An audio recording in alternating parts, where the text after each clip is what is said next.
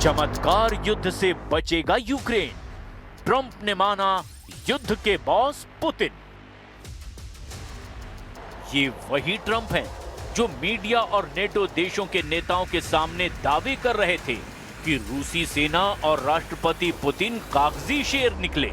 ये वही ट्रंप हैं जो दावा कर रहे थे कि रूस कभी भी यूक्रेन जंग नहीं जीत पाएगा। लेकिन आज देखिए, 21 अक्टूबर से लेकर 29 अक्टूबर के बीच जैसे ही पुतिन ने एक के बाद एक परमाणु शक्ति का प्रदर्शन किया, अमेरिका और नेटो की बोलती बंद हो गई। पुतिन ने 21 अक्टूबर को बड़ी परमाणु जंग का अभ्यास किया। 26 अक्टूबर को पुतिन ने दुनिया को बता दिया कि रूस ने दुनिया की पहली और इकलौती परमाणु ऊर्जा से चलने वाली परमाणु हमला करने में सक्षम बुरेवेस्निक क्रूज मिसाइल का धमाका करके दिखा दिया कि रूस 14,000 से लेकर 20,000 किलोमीटर तक अपने दुश्मनों का सफाया कर सकता है। इसके बाद 29 अक्टूबर को पुतिन ने दुनिया को ऐसा समुद्री परमाणु क्षमता वाला ड्रोन दिखाया जो दुश्मनों के लिए सुनामी वाला काल साबित हो सकता है। समुद्री ड्रोन, या यूं कहें कि समुद्री टॉर्पीडो पोसाइडन से रूस ने साबित किया कि दुनिया के 80% ऐसे शहर जो समंदर के किनारे बसे हैं, उन्हें रूस अपनी पोसाइडन के परमाणु धमाकों से सुनामी के जरिए तबाह और बर्बाद कर सकता है। इधर 21 महीने से पूर्वी यूक्रेन के सबसे मजबूत यूक्रेनी गढ़ पोक्रोवस्क में रूसी सेना ने ऐसा कदर मचाया है कि यूक्रेनी लगभग 221 मोर्चों से भाग गए हैं। इन हालातों को देखते हुए ट्रंप ने जो यूक्रेन युद्ध और पुतिन को लेकर कहा, वो ये साबित करता है कि अब ट्रंप भी मान चुके हैं कि राष्ट्रपति पुतिन ही युद्ध के असली बॉस और खिलाड़ी हैं। चमत्कार युद्ध से बचेगा यूक्रेन, ट्रंप ने माना युद्ध के बॉस पुतिन। 1353 दिन से यूक्रेन को जिताने के लिए अमेरिका, नेटो और यूरोपीय देश एड़ी चोटी का जोर लगा रहे हैं, लेकिन रूस लगातार यूक्रेनी इलाके जीतते हुए आगे बढ़ रहा है। राष्ट्रपति ट्रंप को यकीन था कि पुतिन पर दबाव डालकर वो युद्ध रुकवा देंगे, लेकिन पुतिन ने ट्रंप की याराना चाल की धज्जियां उड़ाते हुए यूक्रेन पर हमले और तेज कर दिए। जब से ट्रंप अमेरिका के राष्ट्रपति बने हैं, उसके बाद से तो पुतिन ने यूक्रेन की 5,000 वर्ग किलोमीटर जमीन पर कब्जा कर लिया है। ट्रंप यूक्रेन की 1 इंच जमीन भी रूस से नहीं छीन पाए हैं। अब ट्रंप ने मीडिया के सामने खुद मान लिया कि रूस यूक्रेन में अभी रुकने वाला नहीं है, वो तो और ज्यादा इलाके कब्जा करना चाहता है। ट्रंप ने पुतिन का नाम लिए बगैर मान लिया कि रूस को यूक्रेन में काबू करने में अभी सफलता नहीं मिली है। Basic dispute is they just don't want to stop yet, and I think they will. I think it's taken a big toll on Russia, big toll on both countries, obviously, but it's taken a big toll. They're losing 7,000 soldiers a week. That's a big toll, and between the two of them, divided, you know, with Russia losing more soldiers actually, but they're both losing a lot of people. I inherited the war, and I think we're going to get it ended, not too distant future.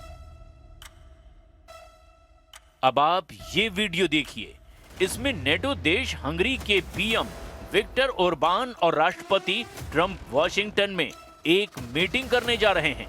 इस meeting से पहले जब media ने Viktor Orban और Trump दोनों से पूछा कि क्या यूक्रेन जंग जीत सकता है, तो ट्रंप और विक्टर ओरबान दोनों ही मुस्कुराने लगे और कंधे उचकाते हुए पीएम विक्टर ओरबान ने ट्रंप के सामने कहा कि यूक्रेन को जंग कोई चमत्कार ही जिता सकता है। हम आपको ये भी बता दें कि नेटो देश हंगरी शायद इकलौता ऐसा देश है जो रूस और पुतिन का कट्टर समर्थक है और ट्रंप इससे खफा रहते हैं। लेकिन हैरानी की बात तो ये है कि पुतिन के दोस्त हंगरी के पीएम विक्टर ओरबान से ट्रंप ने कहा कि आप रूस से तेल 1 साल और खरीद सकते हैं। ट्रंप हंगरी को रूस से तेल खरीदने की खुली छूट दे रहे हैं, जबकि बाकी सभी यूरोपीय देशों पर रूसी तेल खरीद पर सख्ती दिखा रहे हैं। यानी ट्रंप अब हंगरी के जरिए पुतिन को मनाने में जुट गए हैं, ऐसा वॉर एक्सपर्ट्स का अनुमान है। रूस की जीत 100%। यूक्रेन को जिताएगा कौन? रूसी सेनाएं पोक्रोवस्क शहर के केंद्र, उत्तर और पूर्वी हिस्सों में घुस चुकी है।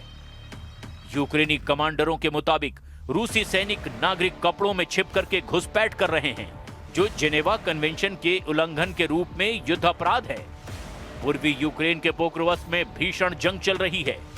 दावा किया जा रहा है कि रूस पोक्रोवस्क पर कभी भी पूरी तरह से कब्जा कर लेगा, लेकिन इस बीच यूक्रेनी ड्रोन कमांडर माद्यार ने दावा किया है कि पोक्रोवस्क में 27 यूक्रेनी सैनिकों के बदले 24,895 रूसी सैनिक मारे गए। पोक्रोवस्क में सिर्फ रूसी प्रचार की जीत हो रही है। वहीं यूक्रेन के राष्ट्रपति ज़ेलेंस्की ने दावा किया कि रूसी सेना ने पूर्वी यूक्रेन के साथ साथ उत्तर पूर्वी यूक्रेन पर बहुत बड़े हमले की तैयारी पूरी कर ली है। दावा किया गया कि रूस ने उत्तर पूर्वी यूक्रेन के वोचांस्क के पास सेना तैनात करना शुरू कर दिया है। ऐसा अनुमान है कि भीषण सर्दी शुरू होते ही रूस हमले शुरू कर देगा। इधर रूसी रक्षा मंत्रालय ने एक बड़ा दावा किया कि उसकी सेना ने यूक्रेन के दक्षिण पूर्वी ज़ापोरिज़िया क्षेत्र के उस पेनियांका गांव पर काबू पा लिया है। हालांकि इन दावों की स्पष्ट पुष्टि नहीं हो पाई है, लेकिन रूसी सेना का कहना है उस पेनिवका गांव पर काबू कर लिया है। हालांकि इन दावों की स्वतंत्र पुष्टि नहीं हो पाई है, लेकिन रूसी सेना का कहना है कि उन्होंने उस पेनिवका गांव में मौजूद यूक्रेनी सेना को खदेड़ दिया है।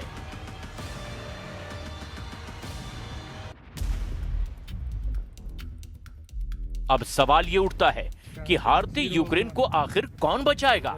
अमेरिका और नेटो की तमाम कोशिशों के बावजूद रूस यूक्रेन में बहुत भारी साबित हुआ है।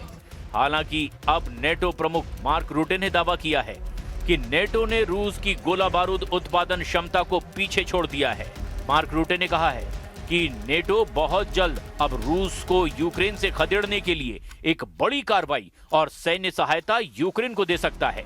जबकि पूर्व नेटो प्रमुख एंडर्स फोग रासमुसेन ने कहा है कि यूक्रेन फॉरएवर वॉर की ओर बढ़ रहा है, यानी यूक्रेन में हमेशा युद्ध होता रहेगा। एंडर्स फोग रासमुसेन का साफ कहना है कि जब तक यूरोप रूस पर दबाव नहीं बढ़ाएगा, तब तक यूक्रेन में जंग रुकना बेहद मुश्किल है। लेकिन ज़ेलेंस्की को अभी भी लगता है कि अमेरिका की मिसाइलें गेम चेंजर साबित हो सकती है। खबर है कि यूक्रेन ने रूस के भीषण हमलों के बीच फिर से टॉमहॉक मिसाइलें खरीदने के लिए जोर लगाना शुरू कर दिया है। रिपोर्ट के मुताबिक यूक्रेन के वॉशिंगटन राजदूत ओल्हा स्टेफानिशीना ने कहा है कि अमेरिका के साथ टॉमहॉक मिसाइलों और लॉन्ग रेंज हथियारों की खरीद पर सकारात्मक बातचीत चल रही है और उम्मीद ये है कि जल्द ही टॉमहॉक जैसी क्रूज मिसाइलों से यूक्रेन रूस के अंदर घुस करके लंबी दूरी के हमले कर सकेगा।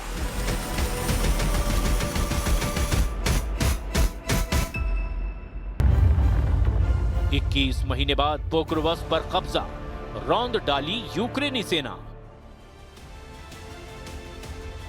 वॉशिंगटन स्थित think tank institute for the studies of war यानी कि ISW के मुताबिक जियो लोकेशन फुटेज में रूसी सैनिकों को मध्य, उत्तरी और उत्तर पूर्वी पोक्रोवस्क में दिखाया गया है। रूस डोनेस्क क्षेत्र के बाकी खाली हिस्सों पर कब्जा करने के लिए पोक्रोवस्क और पड़ोसी मरनोहरात पर पूरी तरह से कब्जा करने को जरूरी मानता है। रूस ने लगभग 2 साल पहले पूर्व में 39 किलोमीटर दूर अवदिप्का पर कब्जा जमाने के लिए इस शहर पर अपनी नजरें गड़ा दी थी। यूक्रेन शहर की सुरक्षा को रूसी जनशक्ति को कम करने और डोनेस्क के सबसे बड़े और सबसे मजबूत सुरक्षा वाले शहरों कोस्तियांतिनिवका, द्रुस्किवका, क्रामाटोर्स्क और स्लोवियास्क के किले पर कब्जा करने के लिए एड़ी चोटी का जोर लगाना पड़ा है। रूसी रक्षा मंत्रालय के मुताबिक पोक्रोवस्क में यूक्रेनी सेना की रसद की सप्लाई को तबाह कर दिया गया है। वोचा नदी पर बने 3 में से 2 पुलों को रूसी सेना ने धमाकों से उड़ा दिया है, जिनका इस्तेमाल यूक्रेनी रसद शहर तक पहुंचाने के लिए करते थे। यहाँ पर रूसी सेना यूक्रेनी सैनिकों को चुन चुन कर ड्रोन हमलों में मार रही है। खबर भी है 29 अक्टूबर को यूक्रेनी कमांडरों ने पोक्रोवस्क में केवल 200 रूसी सैनिकों की सूचना दी थी, लेकिन अब रूस हर दिन 300 सैनिकों को पोक्रोवस्क शहर में भेज रहा है। 3-3 के समूह में रूसी सैनिक हमले कर रहे हैं। यूक्रेनी कमांडरों ने कहा है कि रूस ने गीले मौसम का भी फायदा उठाया, जिससे हल्के फर्स्ट पर्सन व्यू ड्रोन का इस्तेमाल करना मुश्किल हो गया। We need the capabilities, we need the equipment, real firepower, and of course, the most advanced tech.